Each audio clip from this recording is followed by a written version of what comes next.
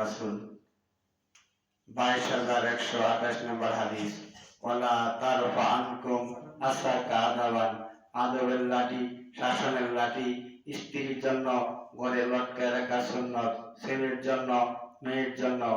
আমরা কয়জন সালাতের জন্য ছেলে মেয়েকে পিটাইলাম? যদি পিটায় না থাকি, যদি শাসন না করে থাকি, কিয়ামতের দিন আল্লাহ তাআলার নিকট আপনি জবাব দিতে পারবেন না, যত আল্লাহ রাসূল জানায় দিয়েছেন। কুল্লুকুম রাইন কুল্লুকুম মাসউলুন আন রায়াতি ইয়াউমাল কিয়ামা, কিয়ামতের দিন রাখাল হিসেবে জিজ্ঞাসা করা হইবে।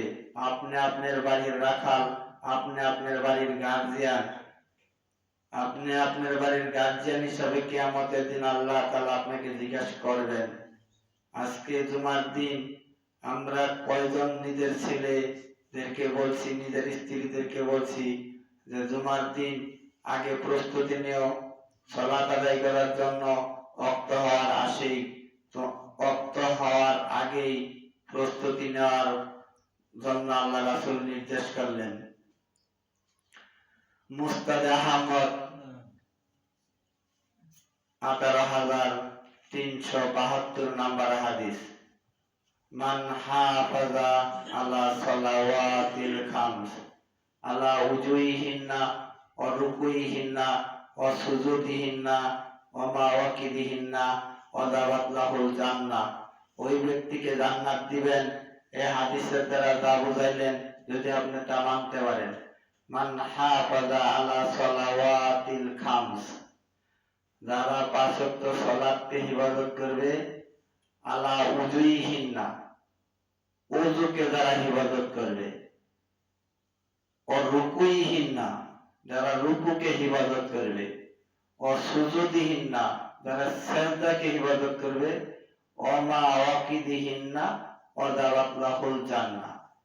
এখন ওযুর হিফাজত কিভাবে বলে? ওযু রাসূল যেভাবে শিক্ষা দিলেন, 25 নম্বর হাদিস, বিসমিল্লাহ বলে আপনি ওযু শুরু করবেন।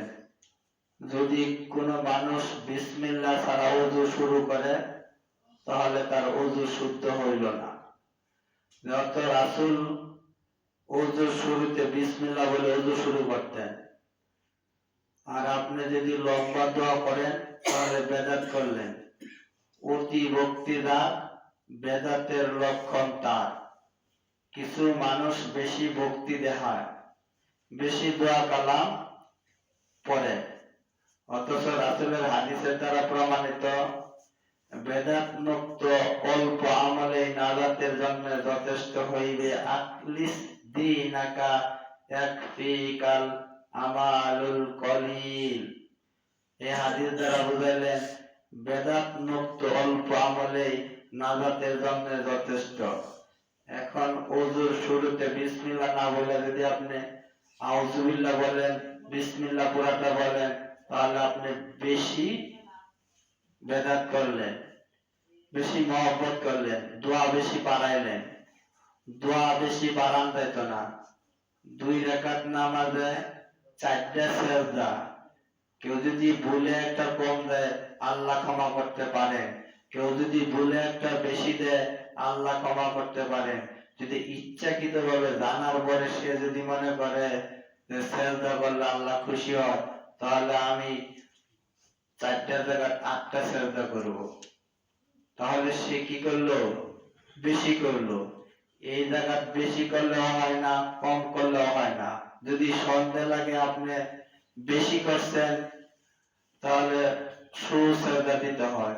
যদি সন্দেহ লাগে আপনি কম করছেন তাহলে পূর্ণ আরেকটা সিজদা দেওয়ার পর আপনি কি করবেন? যদি কম হয়ে থাকে তাহলে আপনি পূর্ণ আবার সিজদা করবেন, তারপরে শুরু দিবেন। আর যদি আপনার মনে হয় যে বেশি হয়ে গেছে তাহলে শুধু শুরু দিবেন। যদি আপনার মনে হয় যে কম হয়ে গেছে তাহলে সিজদাটা আবার দিয়ে পরে শুরু দিবেন। এটাই হলো বিধান। কিন্তু আমরা ভুলবশত যদি এরকম করে থাকি, এটা আল্লাহ ক্ষমা করবেন।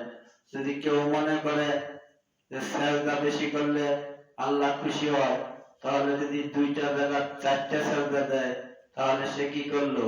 নাফরমানি করলো, রাসূলকে প্রত্যাখ্যান করলো, রাসূলের কথা সে মানল না, রাসূলের কথা যে মানল না তার ইবাদত বাতিল।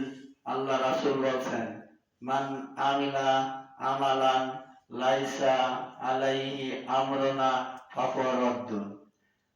তাহলে আমরা ওযুর কথাটা আরো কয়েকদিন আপনাদের শোনাইলাম, তারপরেও মুসল্লিরা দেখি ওযু করে, ওযু করা হয় না।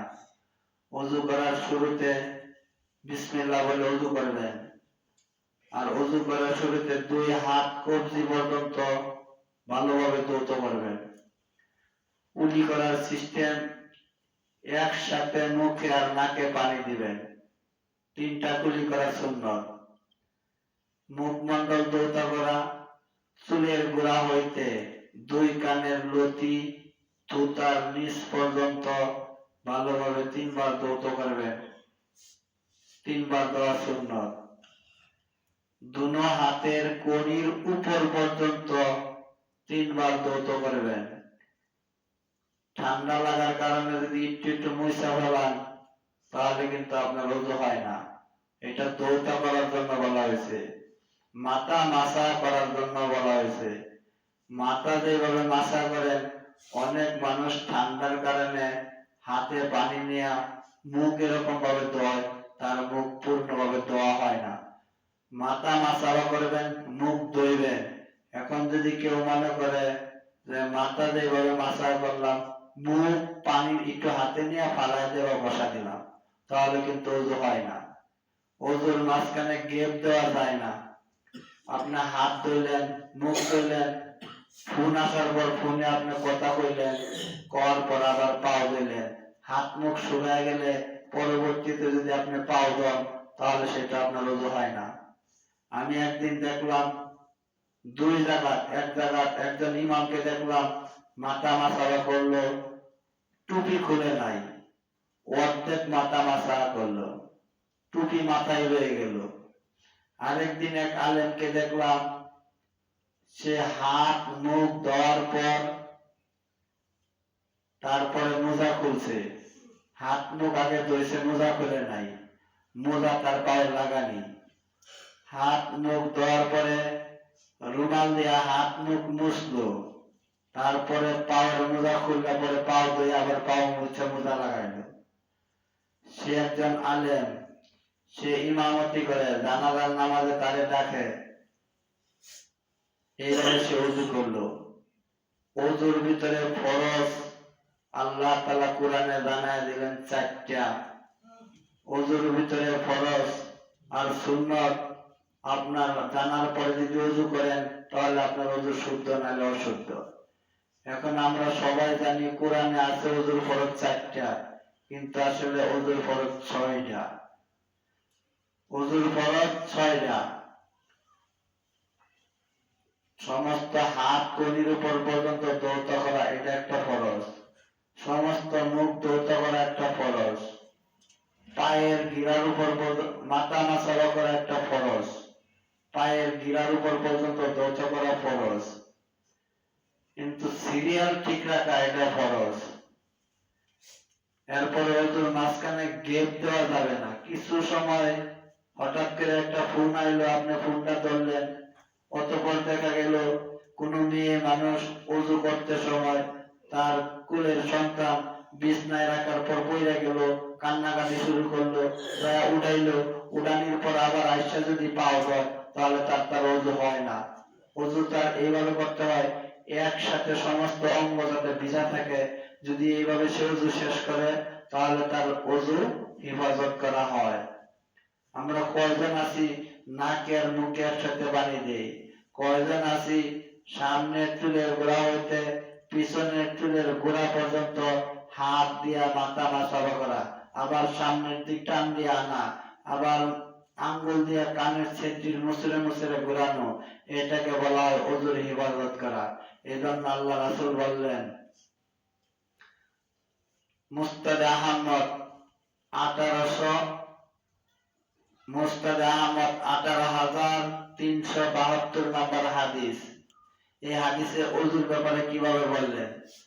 আমরা ওযু যেভাবে করি, অনেক মুসল্লির দেখি ওযু হয় না। ওযু শেখার জন্য আমরা চেষ্টাও করি না। রাসূল যেভাবে ওযু করতে বললেন সেইভাবে যদি আপনি ওযু করেন তাহলে আপনার ওযুর হিফাজত হয়। যদি সেইভাবে ওযু না করেন তাহলে আপনার ওযুর হিফাজত হয় না। ওযুর হিফাজত যদি না হয় তাহলে আপনার সালাত